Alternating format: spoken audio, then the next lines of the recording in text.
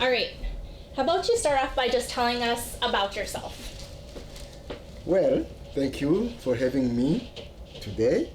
I am Dr. Munyakazi. I was born in Rwanda, a small country in Central Eastern Africa. I got my doctorate in phonetics and in linguistics and phonetics. Wow. And also an additional advanced diploma in African linguistics.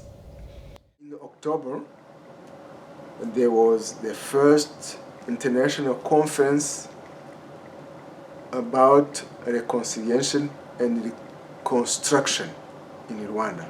And I bet you were all about that. Yes. A person came in the hotel, the Milcorin. He asked me to go to his office for a brief interview about the situation. I accepted because he had promised me to bring me back in the conference. And then, okay, I accepted and went there in his office. He gave me some piece of paper and asked me to write what I witnessed during my stay in Kigali before I left. I did it. I wrote 4 pages. I signed the pages. And after when I was done with them, I told him I'm done. I signed my papers. Here you are. May I go back to the conference now? It was around 6. So when he took my papers, he didn't read them.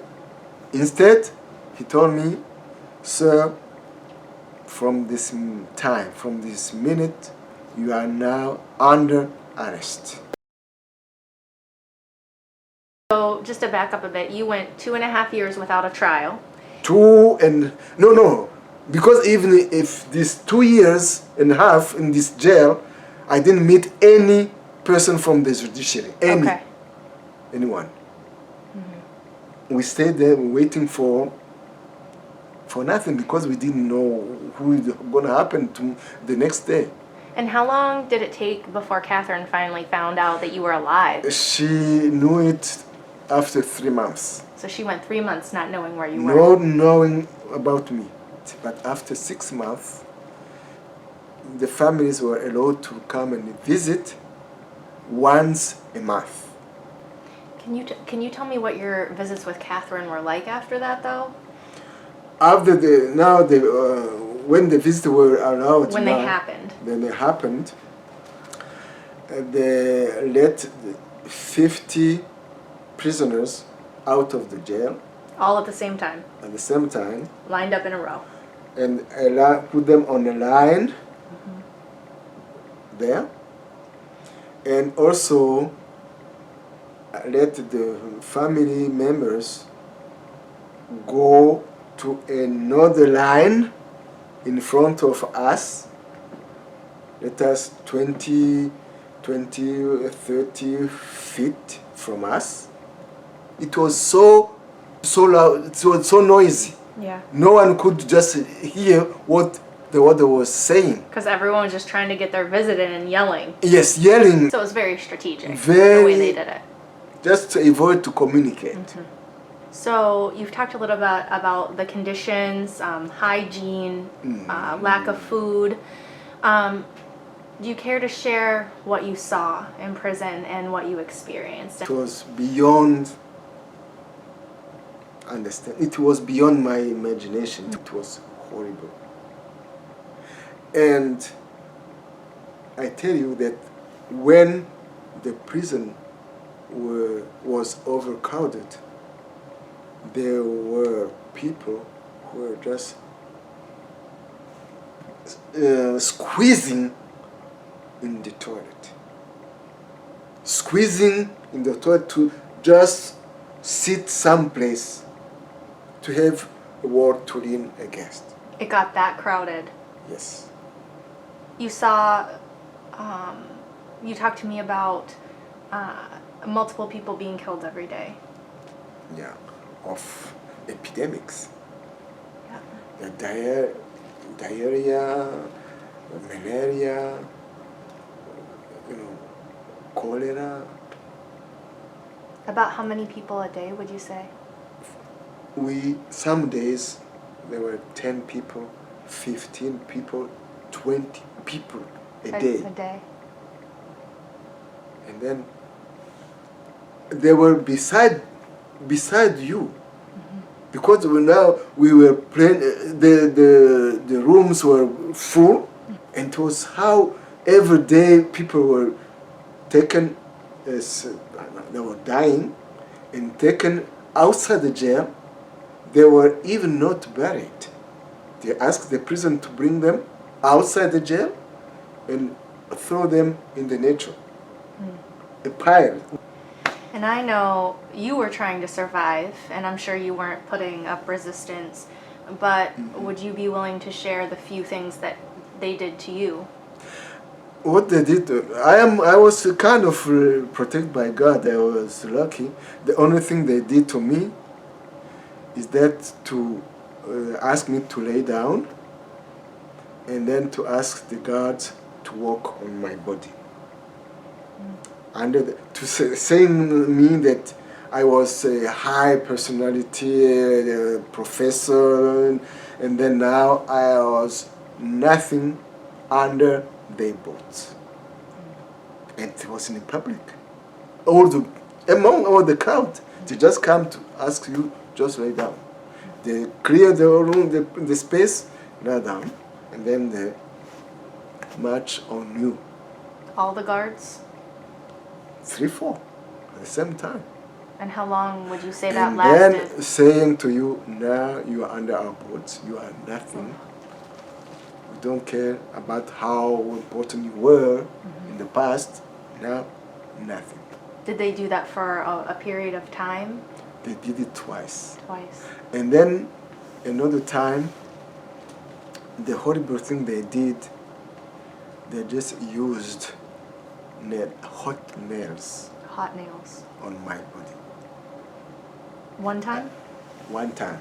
But I have scars on my abdomen here. So you were in prison for a total of 4 years and 10 months.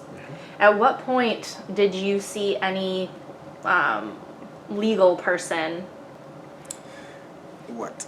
After 2 years and a half in this prison south of Kigali, as I told you, they tried to begin to try people. And as they had investigated my situation in Kigali, they didn't find anything to accuse me of in Kigali. So never an official charge? Never. And then they thought, if we move him to his native area, maybe we found people to charge him. Instead of being brought to Kigali, where I just stayed during the short time of the genocide, they moved me to a prison in my native prefecture of Gitarama. So I was in Kigali actually, but they had moved to Gitarama, my native area, so they could find people to charge me, to testify against me. And also another specificity for this Gitarama area, prisoners could talk to their family a bit closer than it was the case in the previous prison. So even if we were still on lines, but it was more closer, then we can talk to your family person, person from your family. He could and she could hear you. Of course, we were still shouting, yelling, but there was a possibility to hear. So now Catherine kind of knows what's going on, finally, Yes. after all this And time. the first thing I told her is that to contact a prosecutor to conduct an inquiry about me. And then the prosecutor sent a person to inquire, to conduct inquiry in Kigali, where I was living, and also in my native village, where I stayed for 1 month when I was fleeing from Kigali. And then I noticed that all the testimonies were in my favor, and no one accused me of anything, saying that instead he was himself persecuted, targeted. How could he be involved in these killings? And then, after this report, the prosecutor, of course, took a year, more than a year, to conduct this inquiry.